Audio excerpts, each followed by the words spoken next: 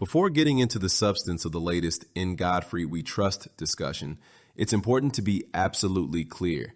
The views expressed on the podcast belong to the hosts, not to me. I do not endorse harassment toward anyone, and I do not agree with blanket generalizations about race, gender, or identity. There's nothing wrong with interracial relationships, and nothing in this summary should be interpreted as advocating hostility toward people in them. This is simply an objective recap of what the hosts said, not an endorsement of their views.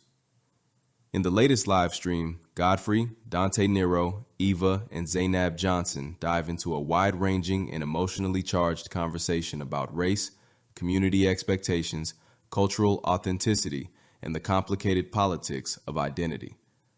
The discussion begins with Godfrey expressing irritation at what he sees as a tired trend: Black men publicly insulting Black women for social points or comedic clout. He calls it played out and whack, and explains that while disagreements happen, the public ritual of tearing down Black women has become excessive and boring to him. He then moves into a broader frustration with online spaces where, according to him, white women sometimes take offense when the show openly celebrates Black beauty. He describes past situations where simply complimenting Black women during a live stream prompted white female viewers to demand acknowledgement for themselves or accuse the stream of being exclusionary, even leading to flags or moderation. So I gotta be careful.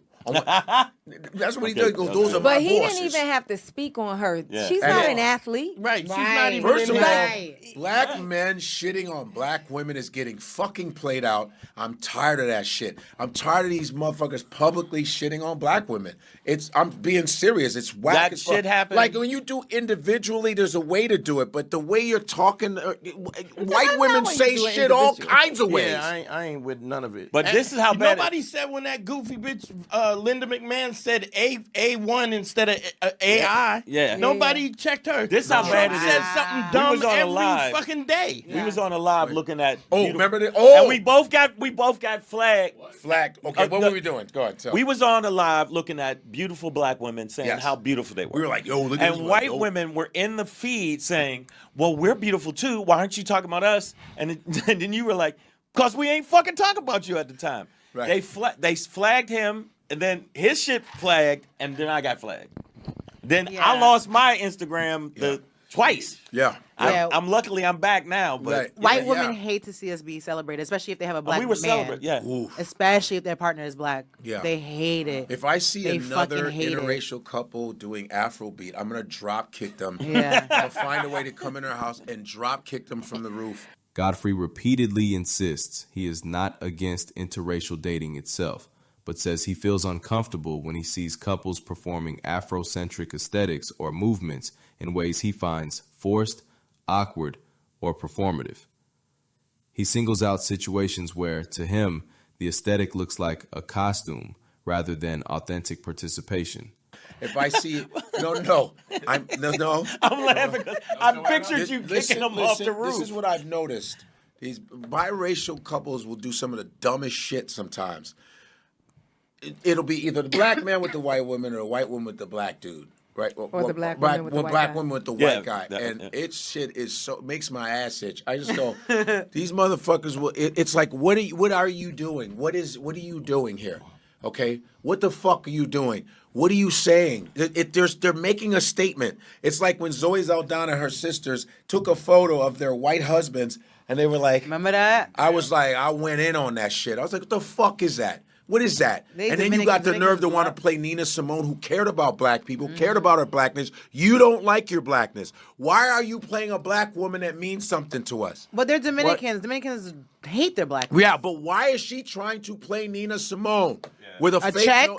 No, she did it. Yes, she did. and they went off on it. And No, I'm it was because she's seeking like an Oscar. No, she's trying to get the Black But Black people Yeah. came in and rained on it Yeah. and said, get the fuck out of here with that. And it's something about her and her movies. She's always doing something where she's appropriating Blackness. Just like Avatar. You know, it's about the Senegal, it's about the Sudanese. Yeah. Yeah. You know, all of the names are all Sudanese. And it's Zoe Saldana is another movie. He notes her Dominican background and claims she often borrows Black aesthetics in her work. Again, these are his claims, not a factual judgment. The conversation shifts into a philosophical debate about what it means to call oneself pro-black. Godfrey argues that being pro-black is not the same as believing in general civil rights. In his view, being pro-black involves consciously preserving culture, lineage, and community ties. He compares this to Jewish communities in Brooklyn, which he says maintain strong continuity through cultural practices, community investment, and marriage within the group. Whether or not one agrees with his framing, the point he makes is about cultural self-preservation rather than exclusion. Like AOC, as much as she talks shit about white supremacy, your fucking fiance looked like he rushed the Capitol. I'm sorry. Have you seen? Show that. Show it. And then, so now when she talks, I go, I don't know. I don't know. Because you're with a white. I'm sorry. When you're with somebody and you're talking all this black shit, I don't know But about black your women get message. so much.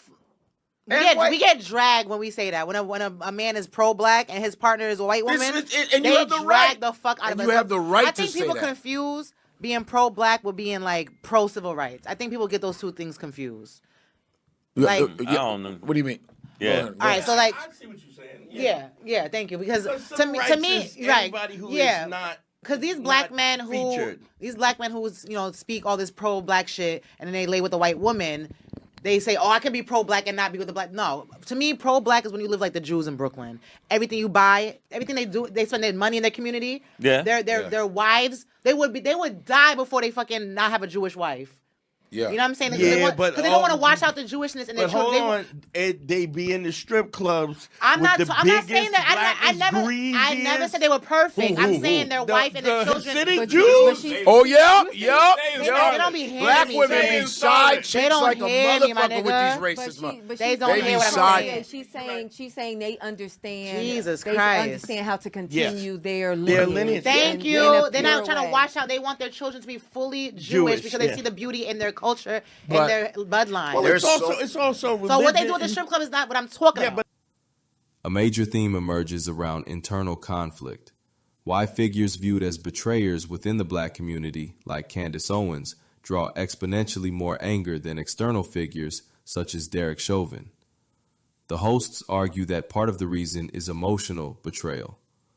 Owens is visible, constantly speaking, podcasting, and openly criticizing the black community while being married to a white conservative man. The visibility fuels the emotional response.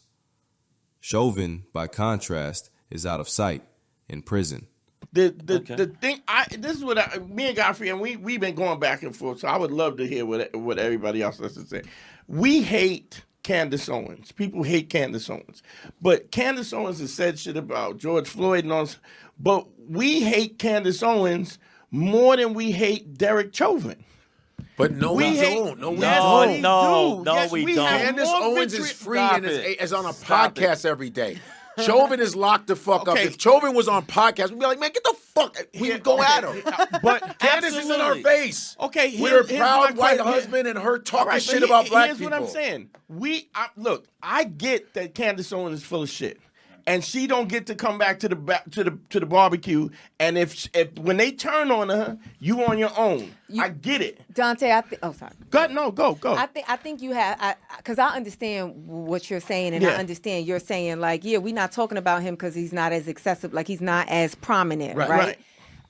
But I think you have to look at it like like during slavery, right? It's like, what do white people hate more than niggas? Is Nigga it? lovers. Yes. And I so agree. that, you know what I'm saying? And I think I think that it's also a symptom of post-traumatic, like post, That's what I'm which saying. is like we hate the sellout. our own who is It doing hurts more. something. Emotionally, it hurts more. Yeah. But we But I hate. think also, Go ahead. I'm sorry, also I think that Candace Owens is also unprotected. She is still, as much as she is a black woman as much as she's a figure that we don't agree with, she is still also a black woman that the black community is not going to protect. I So agree. she is easier to attack. The host wrapped the discussion by talking about what they call the decline of black conservative grifters, meaning individuals who built careers by appealing to white audiences with anti-black rhetoric. They argue that these voices are now losing influence and money because overt racism has become mainstream enough that the token role is no longer necessary. Like all of these white supremacist black creators are hurting now because they full mask off racism, so they don't need you. What Nick Fuentes was like, said, we don't like these Toms, these Uncle coons. Toms. We don't need you. We don't need it. So now that they're getting at just Officer Tatum, Jason Whitlock, all them clowns are losing. They're losing. They're not making no money. They get because their grift was for white people. Jason Whitelick. So I'm like, get the you got the bag. Jason Whitelick. That's fine. It's over. Now when they turn on you, Vivek, you see what they did to Vivek. You see what they did with what's the other dude? They reference anecdotes involving J.D. Vance allegedly pressuring his wife about religion, suggesting that non-white allies of white nationalist spaces eventually face rejection because their presence was conditional in the first place. Throughout the entire discussion, what stands out most is the tension between cultural preservation and individual freedom, between community expectation and personal identity, and between the desire for solidarity and the frustration of internal division. The conversation is raw, sometimes uncomfortable, sometimes humorous, and often emotionally charged. Whether one agrees with the host or not, the episode reflects real debates happening within black communities today. Debates shaped by history, politics, personal experience, and the ever-evolving meaning of identity in modern America.